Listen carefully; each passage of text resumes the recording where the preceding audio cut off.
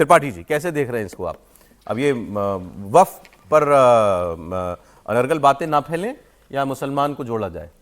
नहीं, देखिए, मुझे लगता है कि भारतीय जनता पार्टी क्या सरकार के तौर पर सरकार की नीतियों को किसी भी समाज का, विशेष करके जिसके ऊपर उसका प्रभाव पड़ रहा है, पहले भी बताना चाहिए, और कानून बनने के बाद भी अगर कुछ विघ्न संतोषी हैं, मान नहीं रहे हैं, अफवाह फैला रहे हैं, बेवजह समाज में एक दूसरे के खिलाफ घृणा विद्वेष फैला रहे हैं, कलकत्ता जैसी तस्वीरें भी आ जाती हैं, तो ऐसे में जो पार्टी सरकार में है और जिस पार्टी को उस वर्ग का विरोधी माना जाता है, यानी माना जाता है कि मुसलमान के खिलाफ तो मतलब तैयार ही है भाजपा, हर वक्त वही करती है, जबकि सच बात यह है कि कोई भी ऐसा काम अभी तक नहीं किया है सीधे तौर पर जिसको कहा जाए, जिसको आप कहते हैं कि फलाना जगह उनके नेता ने बोल दिया, धमाका जगह उनके नेता ने बोल दिया, तो कैसे आप उनको कहेंगे? तो भैया ऐसे तो पता नहीं कौन कौन क्या क्या बोलता है। अखिलेश यादव की पार्टी के लोग ब्राह्मण जाति को लेकर, राजपूत जाति को लेकर, बनिया जाति को लेकर, दूसरी जातियों को लेकर, पिछड़ों में जो है, दलितों में, किसको किसको नहीं बोलते हैं।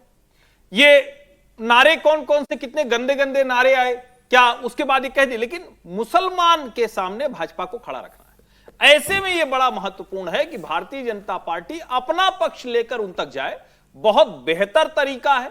और मैं ये भी मानता हूं, जो अमित शाह ने संसद में कहा, अब यह कानून बंधनकारी है, तो बंधन आपको कॉन्स्टिट्यूशनली है, लेकिन सोशल फैब्रिक के लिए, ट्रस्ट के लिए, और एक सरकार जो पार्टी सत्ता में है, जिसकी सरकार है, वो पार्टी आपके दरवाजे जा रही है, आपको कुछ लगता है कि ये है तो आप बताइए, और उस पार्टी के लिए भी बनता है कि क्या क्या सोचकर कहा गया है। भले 14-14 घंटे की बहस हुई, फिर से जाकर उनको समझाइए, अच्छा कदम देखिए है, क्योंकि कानून मुसलमानों के लिए ही बनाया गया है, जाहिर है कि उन तक पहुंचाना पड़ेगा। अब सौरभ, देखिए, इस पे हम लोग चर्चा कर रहे हैं, लेकिन ये तो इस सरकार के, जिसको कहें कि एक तरह से उनका मूल है ना, लाभार्थी बनाते हैं तो रोज मोदी जी उनसे बात करते हैं, मुद्रा हुई तो रोज बात करते हैं, तो उनका तो काम ही 3 तलाक। लेकिन मुसलमानों से ऐसी कभी बात करने की नौबत नहीं आई ना। 3 तलाक हुआ तो मुस्लिम महिलाओं को बुला के किया।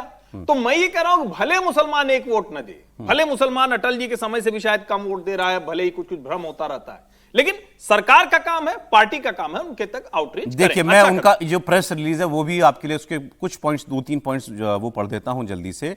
प्रदेश माननीय राष्ट्रीय अध्यक्ष जी ने निर्देश दिया है, प्रदेश स्तर पर क्या करेंगे, मुस्लिम और अन्य समाज के धार्मिक नेता, डॉक्टर, कलाकार, वकील, शिक्षाविद, महिला कार्यकर्ता, मीडिया प्रमुख और सोशल मीडिया इन्फ्लुएंसर्स को आमंत्रित करके महत्वपूर्ण स्थानों पर टाउन हॉल जो है वो आयोजित किए जाएंगे।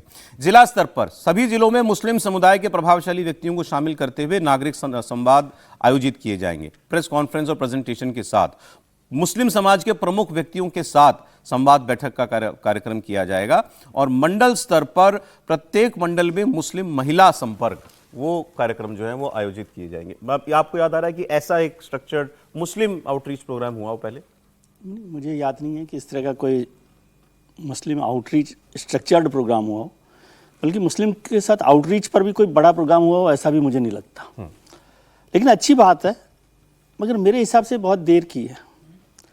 ये जो आउटरीच प्रोग्राम है कि इस वक्फ बिल का फ़ायदा क्या है, नुकसान क्या है, किसके लिए है, ये सारा कार्यक्रम जब वक्फ बिल पास करने से पहले जब चल रहा था, जो पूरा प्रोसेस किया गया था, जिसमें आपने मंगवाए थे कि भाई आपकी क्या राय है, क्या राय नहीं है, जनता की राय क्या है, संगठनों की राय क्या है, उसी दौरान अगर ये आउटरीच प्रोग्राम किया जाता तो शायद ज़्यादा बेहतर तरीके से आप इस बिल को पास कराने के लिए भी हो सकते हैं। और आज नाराज़गी या जो प्रदर्शन दिखाई दे रहा है वो नहीं होता, वो आउटरीच, जिसके लिए अक्सर मैं कहता रहता था कि सरकार जो है अभी तक ये भरोसे नहीं दिला पाई है कि भाई ये उनके फ़ायदे का कार्यक्रम है या बिल है, जिस पर मैंने बहुत बार चर्चा की थी, जिसको लेकर काफ़ी बात हुई। तो ये है कि ये आउटरीच कार्यक्रम आज क्यों कर रहे हैं। आउटरीच कार्यक्रम तो जब बिल पास होने से पहले करना चाहिए था कि क्यों ये बिल जरूरी है, क्यों बिल ये मुसलमानों के फ़ायदे का है। लेकिन अब भी कर रहे हैं तो ठीक है बात कि इस तरह से किया जा रहा है, लेकिन इसके क्या मकसद है।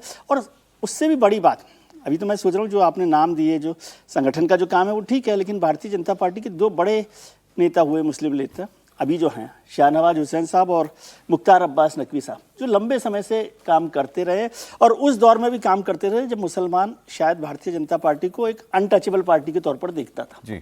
उस दौरान भी वो करते रहे। उन लोगों को इसमें शामिल किया गया है कि नहीं किया गया मुझे नहीं पता, ऑफिशियल आपके प्रेस नोट में तो नहीं है उनका नाम।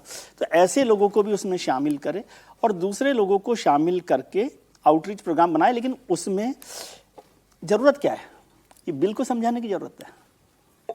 बिल को समझाने की ज़रूरत नहीं है। बिल समझ रहा है मुसलमान क्या है क्या नहीं है, कितना फ़ायदा है कितना नुकसान है, पसमानदा के लिए फ़ायदेमंद है कि नहीं। आपको ये भरोसा दिलाना कि आप जो काम करते हैं वो मुसलमानों के फ़ायदे का काम है, हमें वो मुसलमानों का संदेश ना देखें। है, संदेश ना देखें। ये जब तक आउटरीच प्रोग्राम नहीं बनेगा कि आप हम पर संदेह करना, शक करना छोड़ें। आपने सही कहा। और इस कार्रवाई से हो सकता है वो मकसद हल हो। हाँ होगा। आउटरीच से तो कुछ भी होता है, जब संवाद करते हैं तो कुछ तो फायदा होता ही है।